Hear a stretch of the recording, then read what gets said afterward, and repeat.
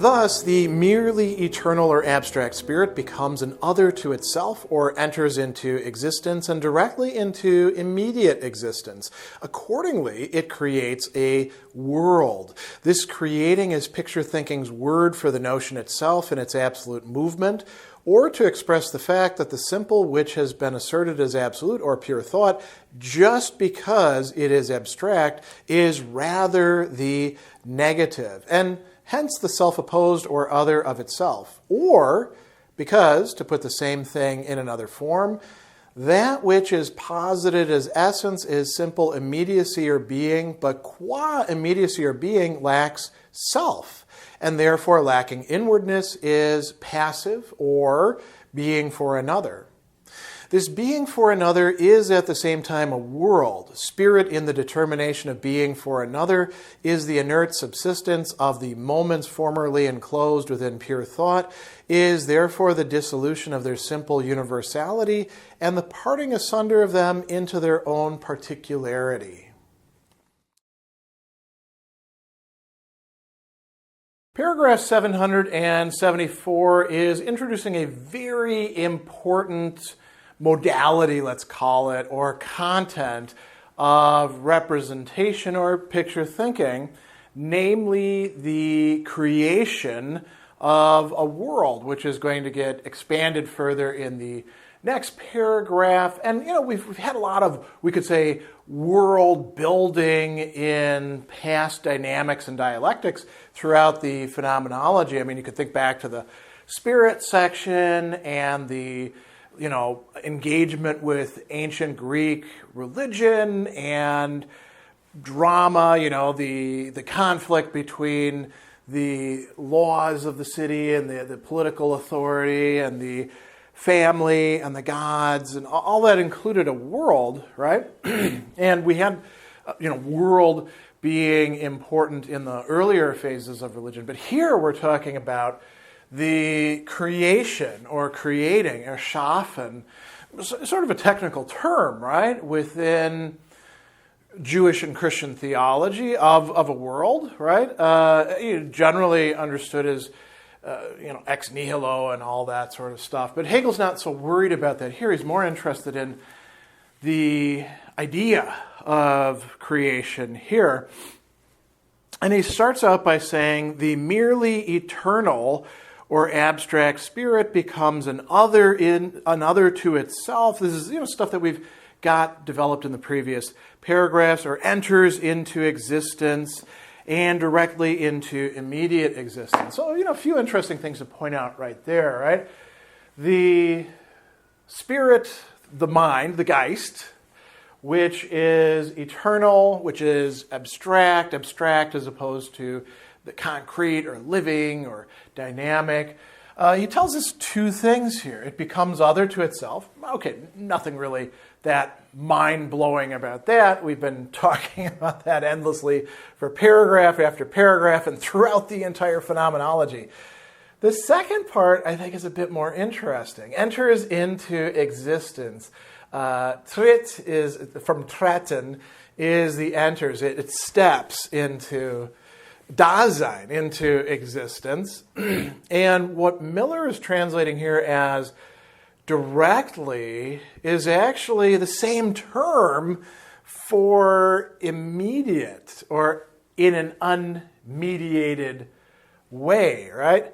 Directly, unmittelbar, into immediate existence. Existence is that same Dasein, right? And so this is telling us how it's entering into existence and what that existence is like. And an unmittelbar Dasein, right? An immediate, unmediated, just that's what you got right there, at least for the time being, existence. And in doing so, in doing these two things, he tells us that it is creating a world. And so, erschafft, right? It creates a world. And what does he then tell us about the world? Well, this is this important phrase that I've got right here.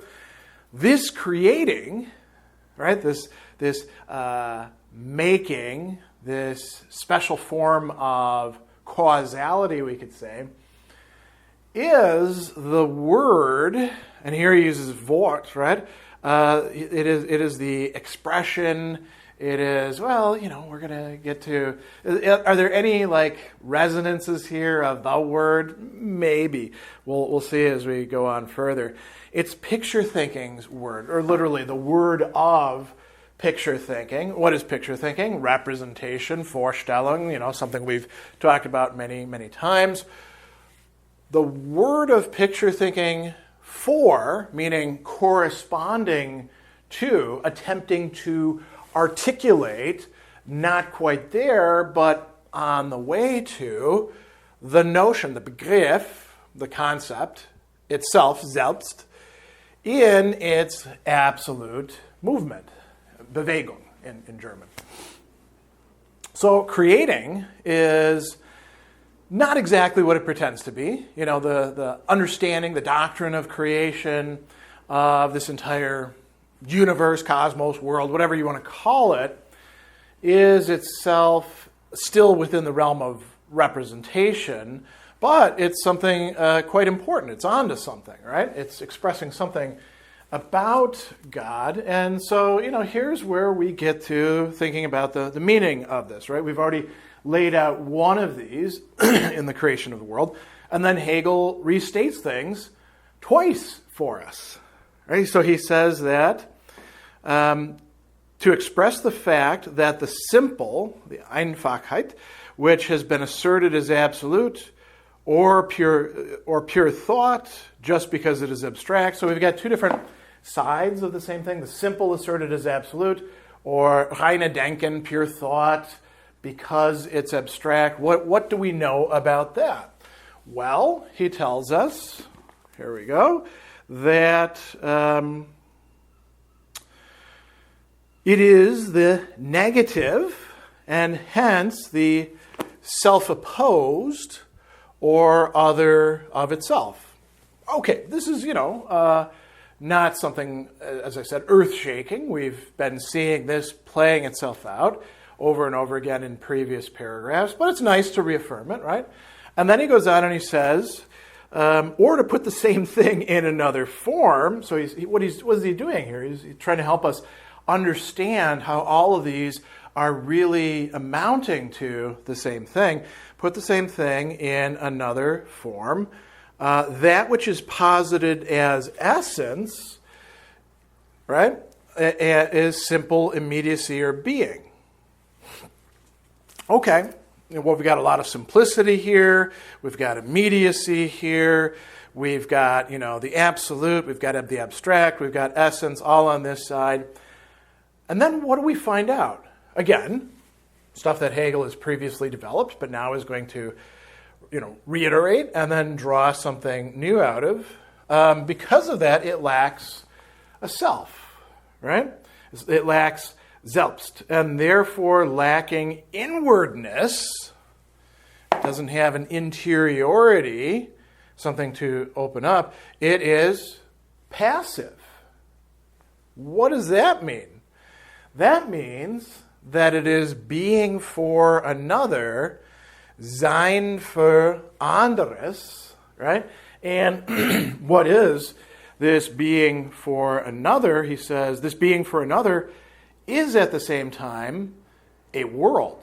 To be for another, in this case, is to be something that we can go out into and experience, right? So the world is for, you could say, for God, who is the creator of it.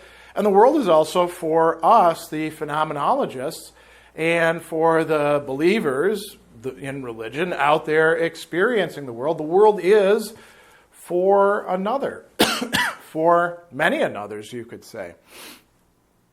So he goes on and he says, in the determination of being for another, as we're making this determinate, the inert substance of the moments, it formerly enclosed in pure thought, is therefore the dissolution of their simple universality and the parting asunder of them into their own particularity, right? So there's a splitting that is going on within this world that has been created, you could say, as a environment for that to happen. And so, where is this going? We have to look at what happens in the next paragraph.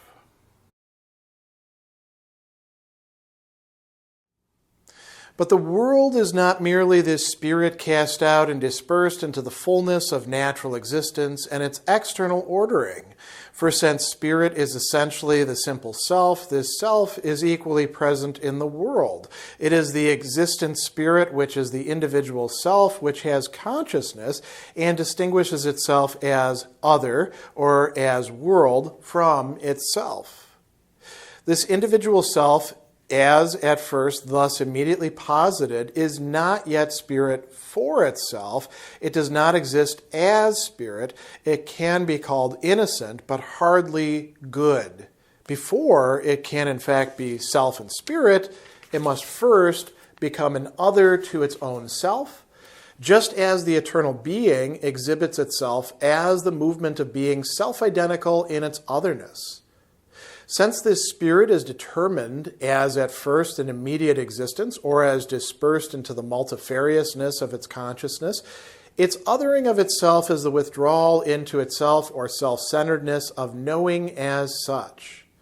Immediate existence suddenly turns into thought, or mere sense consciousness into consciousness of thought. And, moreover, because the thought stems from immediacy or is conditioned thought, it is not pure knowledge, but thought that is charged with otherness and is therefore the self-opposed thought of good and evil. Man is pictorially thought of in this way, that it once happened without any necessity, that he lost the form of being at one with himself through plucking the fruit of the tree of the knowledge of good and evil, and was expelled from the state of innocence, from nature which yielded its fruits without toil, and from paradise, from the garden with its creatures. Paragraph 775 picks up right on the heels of the previous paragraph, and we do get some discussion of the world and creation and, the fact that this exists in a mode of representation rather than the concept. But it goes in a kind of strange direction. We might imagine that, now that Hegel's introduced this idea, he's going to elaborate it. What does a world consist in? And no, something else happens instead, which is just as exciting and interesting and moves us forward. So he tells us very promisingly, right? But the world is not merely this spirit, and here we get this wonderful phrase, cast out and dispersed into the fullness of natural existence and its external ordering. Now, Miller is admittedly taking a few liberties here. Cast out and dispersed, two words in place of one for the verb, geworfen, right? But not bad, right? Especially since we're going to get this multiplicity happening a little bit later in it, so the dispersed kind of fits into that.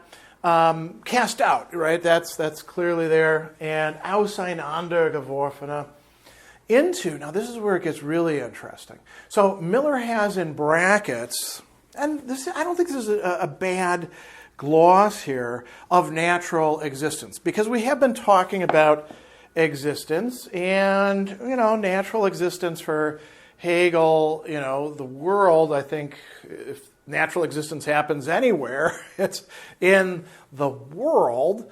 And so it's being cast out into the fullness, in brackets, of natural existence. Or we could just say into fullness, Vollständigkeit, right? Vollständigkeit can mean fullness. It means something like having been brought to its fullness or fulfillment. It's a teleological word, you could say. So there's ends orientation kind of built into this. So in this doctrine of creation being represented in traditional Christian teachings there's a kind of fulfillment happening at the very beginning of things, right? As the world is being generated, created. Actually, we shouldn't say generated, because in Christian theology, it's the Son who's generated, right? So anyway, back to this. Into the fullness and its external ordering, an Ordnung, a putting things into place. This is what Spirit is doing in relation to Spirit as the world. But then he says something that takes us into a different course. So as opposed to the world, we have the individual self, which is also spirit, right? Existing, or Daseiendes Spirit. And remember, in the last paragraph, we saw that thought is going into existence. It steps into existence, and not just any existence, but immediately into immediate existence, right? So we have the individual self, the Einzelne Selbst. And here we actually ought to pause for a second. We usually think of our own self as whatever is core to us. But it's interesting, in German, and, this is the case in other languages, too. Self is a kind of intensificatory word, but it's also referential. It's filled with content. We don't know what this individual self is. And as Hegel's pointed out earlier, there's nothing less individual than talking about the individual, right? The Einzelne as singular it's something that is in our language, but the concept of individuality, that's something that actually has to be achieved concretely as one becomes a self. Doesn't that sound like a little bit Kierkegaardian? Anyway, going on, he says that spirit is essentially the simple self. This self is equally present in the world. It is existent spirit, which is the individual self, which has consciousness. Remember that the world was a being for an other, lacking interiority, passive, sort of there for not the taking so much, but to provide an environment. So the individual self has consciousness, and he says distinguishes itself as other or as world from itself. And we say, well, how in the hell does that happen? How does an individual self distinguish itself from itself as world? Well, by interacting with the world, I suppose, right? By finding itself through its activities and its desires, and perhaps also other individual selves, or even, God in relation to the world as well. There's a rich set of possibilities here, I think. And so he goes on and he tells us something about how this individual self has to develop. It turns out that this is going to be tied in with a very important set of representations. So he goes on and he says, this individual self as at first thus, now notice again, immediately, unmittelbar, posited, is not yet spirit for itself, right? It's lacking something. It's also lacking the explicit articulation of its own lack, as we're going to see. It's conscious, but it's not fully conscious. It's not conscious in the right way of itself as what it is. So he says it does not exist as spirit, and it can be called innocent, unschuldig, but not good, right? So it exists in a state of Unschuldigkeit, or a lack of, literally, a lack of guilt, a lack of blame, right? But it's not good because of that. And this is something that we should dwell on for a minute, thinking about this. To be innocent in this way is really more of a privation of the fullness of human being. It's not innocent as in the sense of like having been found innocent at trial after, you've gone through all this stuff. It's just, it hasn't occurred to it, right? And it's going to lose this fairly shortly, because he says, before it can in fact be self, before it can be what a self is, and spirit, the spirit that it is, it must first do something. What does it have to do? Well, what spirit has been doing in an abstract way now has to be done in an individual way, a concrete way, but also a way that is sort of like writ large for all humankind. It has to become an other to its own self, just as the eternal being exhibits itself as the movement of being self-identical in its otherness. So all these things about the eternal being, the spirit becoming other to itself that we've seen in the previous paragraphs, now is happening at the level of the individual, the poor slob who's out there, meandering around in the world trying to figure things out and figure out who he or she happens to be, right? So he goes on and he says, since this spirit is determined, bestimmt, right, at first an immediate existence, or, now here we get that dispersed, right? Dispersed into the multifariousness, the Mannigfaltigkeit, manifoldness of its consciousness. Its othering of itself is the withdrawal into itself, or self-centeredness of knowing as such. Now, this is something where we want to read between the lines a bit, don't we? So, spirit existing as individual self is not spirit existing as an single individual self. It is spirit existing as a multifariousness, which is not just lining up a plurality of individuals, each in a row, each individual just like every other individual. No, that's not gonna work. That's not going to get us what we want. We have a genuine plurality here, a multifariousness of individuals. How are these individuals connected with themselves and with the other individuals? Is it only by being instantiations of spirit in a particular world? No. And here's where we have to read between the lines. All the previous stuff about consciousnesses, self-consciousnesses, reasons, spirits encountering each other has to be read in here. Human beings exist in relation to their other. They don't just become other to themselves. They find that other that is themselves in the other or others who are other selves as well. And this is where things can go wrong in many, many ways, right? You can subordinate the other and you don't get what you want from them, the recognition. There's all sorts of detours we can take. So that's a bit of an aside, but I think one that's quite important to keep in the background here. So, dispersed into the multifariousness of its consciousness, its othering of itself is withdrawal into itself, or self-centeredness, being centered upon this self that you're trying to unpack and discover, of knowing as such. So there's a very important transformation taking place here. Immediate existence, unmittelbares Dasein, what we were finding in the previous paragraph, right? Immediate existence suddenly turns into thought.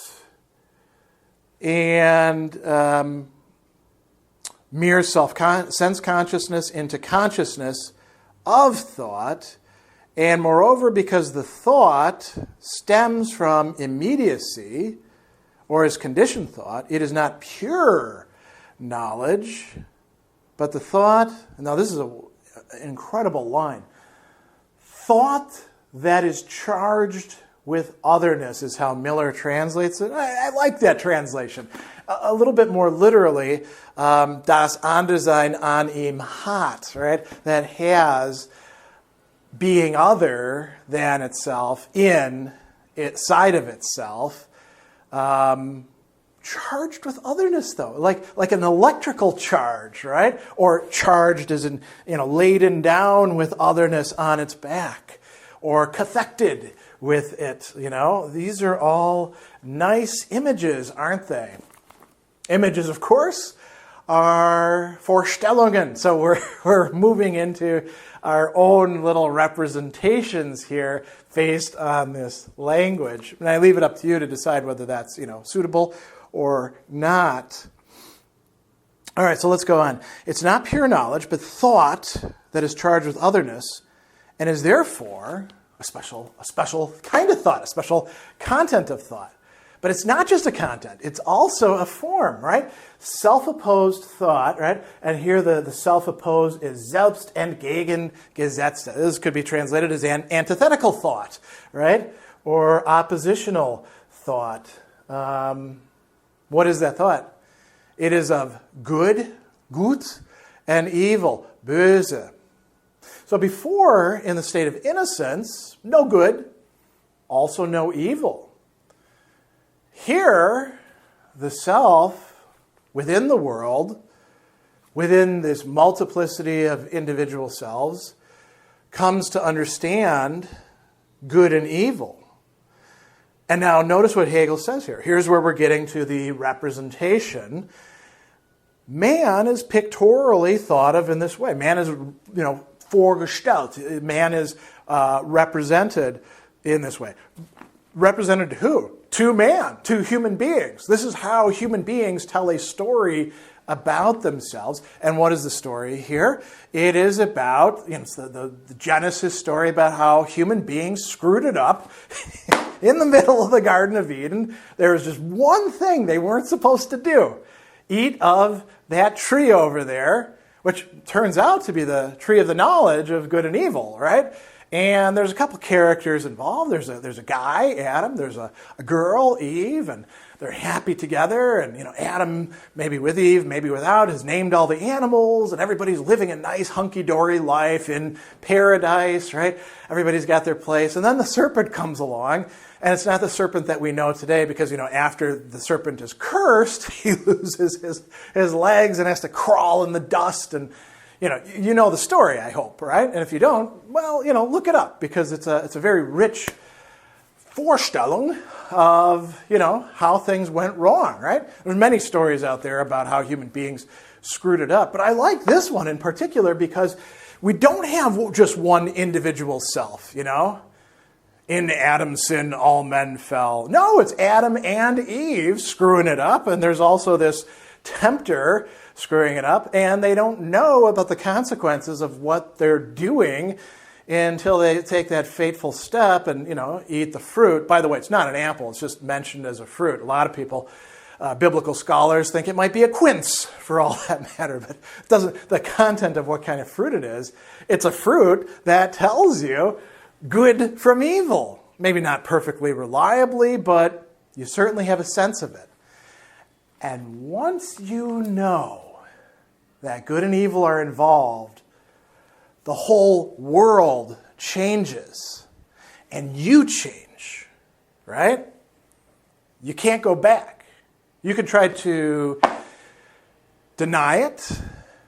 You can tell yourself comforting stories. You can get drunk all the time or high all the time and try to drown your troubles, as we say, but you can't really ultimately get away from it. And this is a very important development. So he says, man is pictorially thought of in this way that it once happened without any necessity. It didn't have to go that way, that he lost the form of being at one with himself through plucking the fruit of the tree of the knowledge of good and evil. Notice that for Hegel, it's not even tasting it.